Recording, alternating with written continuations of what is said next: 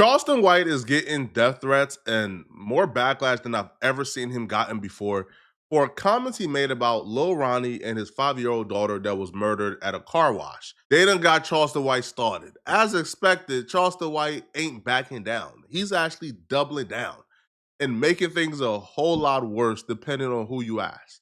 Don't say nothing to me, I swear to God they ain't. Go yayo or get out of jail and look the other way about me. What the fuck is you talking about? Yeah, fuck about that, baby. All that dead ass. Yeah. Fuck the baby. Nah, that's too far, man. That's too far. Now, Charleston is my guy. I actually like Charleston White, right? We talked on the phone, we squashed it. He's my dude. But that's too far. You don't say that about no 5-year-old little girl. Now, I also put a tad bit of the blame. Now, Charleston White is an adult, so he's responsible for his own actions. But I also put a tad bit of the blame on the family members of Lil Ronnie and the girl who's antagonizing Charleston White, right? People like Go Yayo and others are upset that Charleston White gave a pretty compassionate response to the situation when it first happened. He was on Say Cheese and spoke on the situation, and he was actually pretty thoughtful about what he had to say. But when it comes to the streets and street dudes, right, they're the most sensitive people on the planet. And because they're sensitive, when Charleston White spoke on a situation, they started making threats to Charleston White. They had a problem with Charleston White, a podcaster, giving his opinion on a very viral story. And because they came out and began to have a problem with that, Charleston White decided, all right, I'm going to go the full way then. Y'all got a problem with me being objective and being compassionate? Okay, I'm going to say F him. But nah, man, you can't say F no baby, man. Oh, you shouldn't say that. Fuck the baby. Now who go do something? I'm back toting gun now. Toting gun and smoking weed. Who go do something about it? I said fuck the baby. I said fuck Lil Ronnie. Now which one of you go put your life on the line and come die by the baby? Nobody. Did nobody put their life on the line and go look for the nigga that killed the baby? What the fuck is wrong with y'all? Fuck the city of Fort Worth. Fuck the baby. Fuck Lil Ronnie. And fuck whoever mad about me doing a Say Cheese TV interview. I get paid $10,000 per interview. You think I give a about you burying your dead baby? I'm gonna talk about whatever the fuck I wanna talk about. And ain't nobody gonna do nothing about it. Come die about it. Come die about it. Yeah, and I mean every word I say. Fuck that city of Fort Worth. Ain't nobody gonna do nothing. I already told y'all. Bitch, ain't nobody gonna do nothing. This is horrifying. But in terms of things that Charleston White has said in the past, this don't even scratch the top 5 worst things he's ever said. But Charleston White has still been able to survive and preserve himself, primarily because Charleston White is on the road a lot. So if Charleston White says F somebody in LA or F somebody in Chicago or he diss King Von or, diss a fallen LA rapper, well, he's not going to be in LA for too long. And if he does come to LA, he's in and out. So who's going to catch him? Right? So I believe Charleston White has been able to preserve himself because he's not really in these environments to really get caught. But this is your hometown, right? See, there's one thing where you go out and you bring a lot of trouble outside, but it's another thing to bring trouble to your front door. Now, that's dangerous, meaning Charleston White is in Fort Worth, Texas, or the Dallas-Fort Worth area the majority of his time. That's where he resides. That's where he lives. So if you're bringing trouble to your front steps, I think this may be the most dangerous situation Charleston White has ever been in. Because in this situation now, it's kind of hard to avoid. You're low-key like a sitting duck at this point. Yeah, you're on the road, but you still have to come home.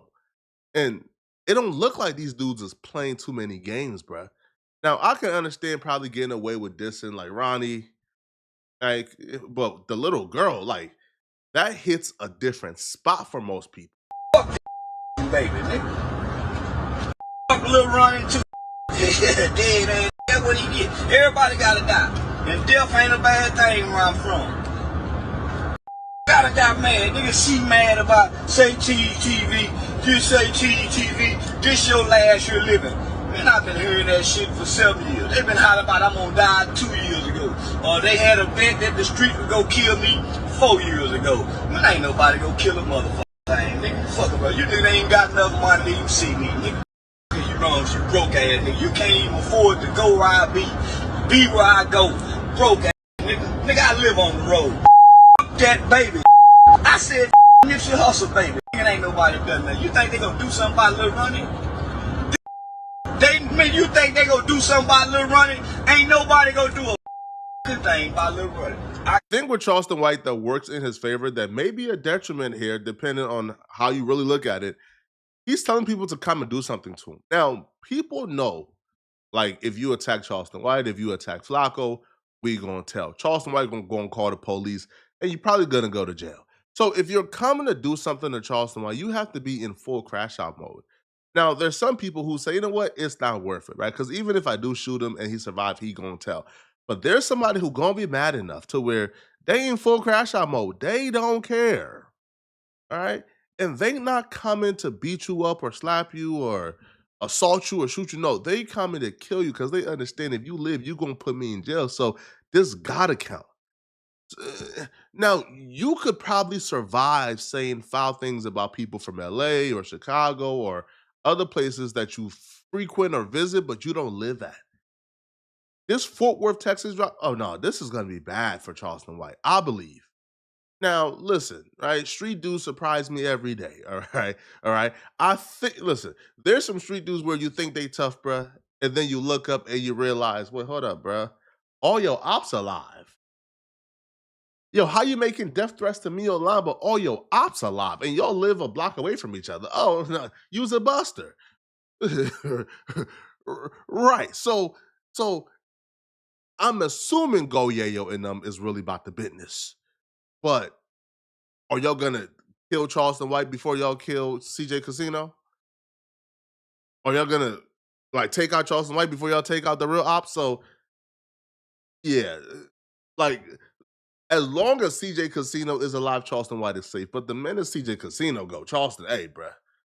Like we learned with like Young Dolph and them, bruh. A comedian made a joke about Young Dolph the day he died, man. He was dead by 9 p.m., bruh. So there's some people who take it really seriously. Now, the reason why they were initially mad at Charleston White and sparked this rant from Charleston White is Charleston White's Say Cheese interview. Now, during the Say Cheese interview, Charleston White said nothing but truths. From my perspective, he touched on how people were saying that, Lil Ronnie was the fly get money dude. He wasn't in the streets killing people. But Charleston White said something really important and truthful when it comes to this situation. Well, he's associated with Hood Fame and Go Yayo them. Now, Yeah. them on the gangster shit. I always have been. Even though you ain't on the gangster shit, you're guilty by association. So you might as well be on the gangster. If you hanging with the gangster niggas on the gangster shit, you gotta be on gangster shit because you're guilty by association. And he's closely intertwined and connected to it.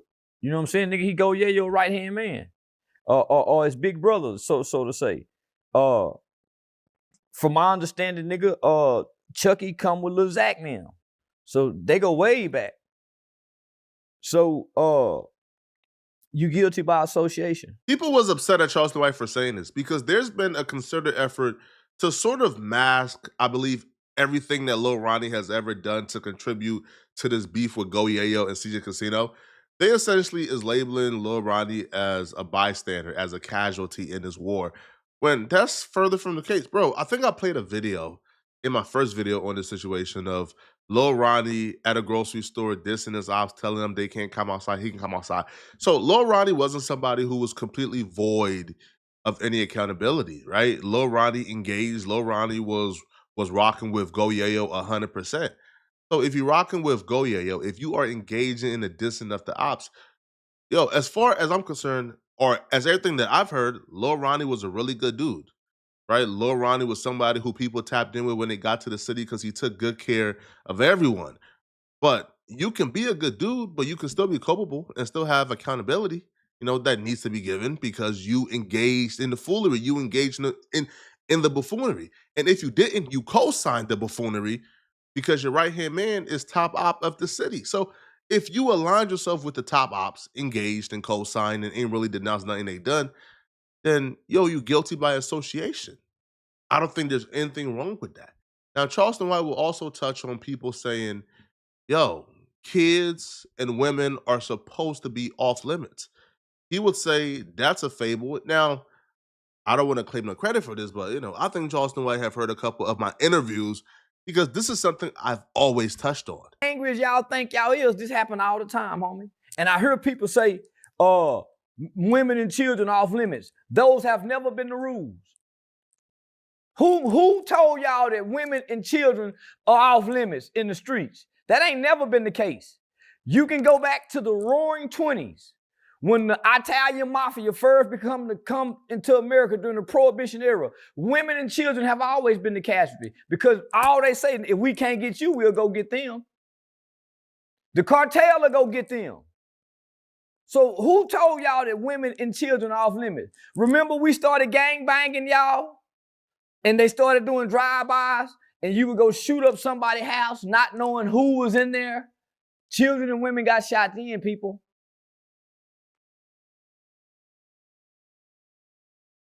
We kicked in his door. We took his main honey. Kill both. I'm looking at rape. I'm looking at kidnap. It's in the lyrics. It's in the movies. So I just want to let people know there are no official rules. There is no real rule book to the streets. These rules are made up as they go along. There are no rules. The rule is, it ain't no rule. It ain't no rules to do wrong. Man, children are off limits. No, they're not.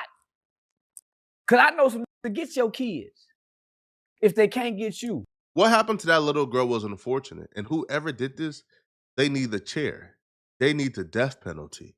That's a fact. They do. Now, I spoke on this, though, in terms of the street rules, I believe on Street Life TV. And what I said a while back, and I got a lot of flack for this, I said, bro, the streets ain't never had no rules. Yo, the street dude is the most immoral person to ever grace the planet. Don't let them convince you they got code of ethics or honor. No, bruh. The only honor these dudes have, bruh, is how to avoid accountability.